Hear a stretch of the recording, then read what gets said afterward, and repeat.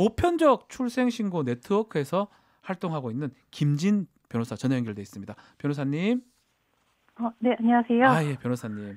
네. 자, 한국에서는 아이가 태어나면 부모가 신고를 하잖아요. 네, 이거 맞습니다. 의무 아닙니까? 네, 맞습니다. 현행 가족관계등록법에 예, 의하면 아동은 태어난 지 1개월 이내에 출생이 신고가 그렇죠. 되어야 하고 이 부모는 출생신고 의무자가 되는 거죠. 출생 신고의 의무자죠.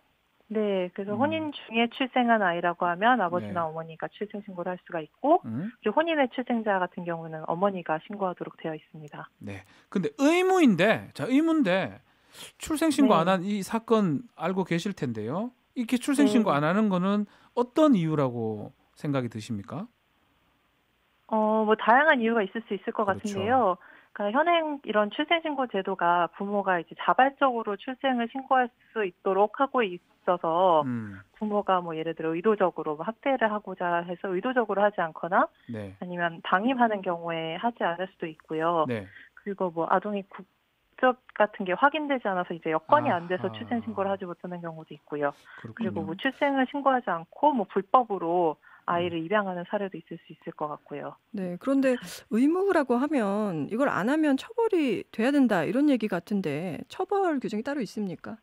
어떤 처벌 받게 되나요?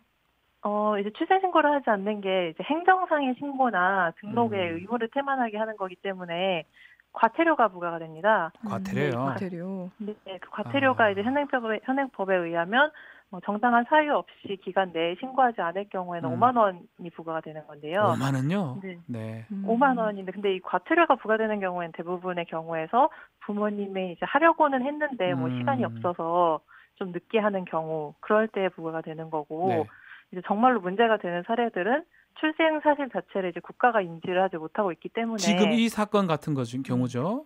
네, 맞습니다. 그래서 네. 아이가 태어났는지 어디에 어떻게 음, 있는지 어떻게 살고 있는지를 국가가 발견할 수가 없다는 없죠. 그런 문제가 있는 것 같습니다. 이런 경우가 문제인데 그러면 우리 변호사님 보시기에는 좀 해결 방안이 있을까요? 처벌을 뭐 강하게 한다든지 아니면 다른 뭐 대안 같은 게 있을까요? 그러니까 처벌의 방법이라기보다는 지금 네. 현행 법이 부모가 자발적으로 하고 있게 하고 있는데 예. 뭐 해외 사례 같은 걸 살펴보면은 이제 음. 선진국에서는 뭐 분만을 관여한 의사나 아, 의사. 의료기관이 아하. 이제 이런 출생 신고에 좀 관여를 하도록 해서 부모가 그 이렇게 고의나 이런 과실로 음. 출생한 아이의 출생 신고를 누락하지 않도록 좀 보장을 하고 있는 경우가 있습니다. 그렇군요. 네, 그래서 구체적으로는 뭐 음. 이제 아이가 태어나면 뭐 의사나 조산사 같이 음. 출산에 관여한 사람이 국가나 공공기관에 출생 사실을 통보를 할 수가 있고요. 아하. 그렇군요. 그럼 이제 국가가 이 아이가 태어났다라는 사실을 파악하고 출생 신고를 하지 않은 부모가 있으면 이제 신고를 하도록 하고 그래도 하지 않은 경우에는 뭐 국가나 지방자치단체가 할 수 있도록 할 수 있는 방법이 있을 것 같습니다. 요새 뭐 집에서 아이를 낳는 게 쉽지가 않잖아요. 그 병원에서 네, 아이를 낳기 때문에 병원에서 네, 분만을 하는 의사들을 통해서 출생 신고를 하자. 그러면 네. 해결이 된다. 이 말씀인데 문제는 병원이 싫어할 것 같아요. 우리 안 하는 일을 왜 시킵니까? 이렇게 얘기할 것 같은데 이거는 어떻습니까?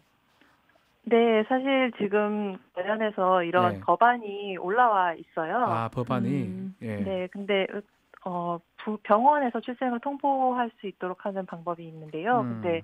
지금 뭐 의사협회에서 다양한 이유로 반대를 하고 있어서 좀 네, 통과에 난항을 겪고 있는 쉽지 않다. 상황입니다. 네. 일각에서는 또 병원에서 신고를 의무화하게 되면요. 네. 미혼모들 같은 경우는 병원을 기피하게 되지 않겠느냐. 뭐 이런 의견들도 있던데 어떻게 보세요? 신고를 하기 부담스러워서 병원에 가지 않는 이런 문제도 생길 것 같아요.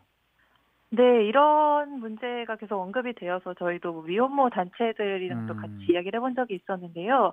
오히려 이런 미혼모 단체들 쪽에서는 왜 미혼모를 그렇게 보느냐라는 음. 이야기를 한 적이 있었어요. 아, 어, 그래요? 예. 그러니까 미혼모라고 꼭 출생 사실을 숨기고 싶어 하는 것도 음. 아니고 아이를 음. 낳고 아이를 잘 기르고 싶어 하는 부모들이 많이 있고 네.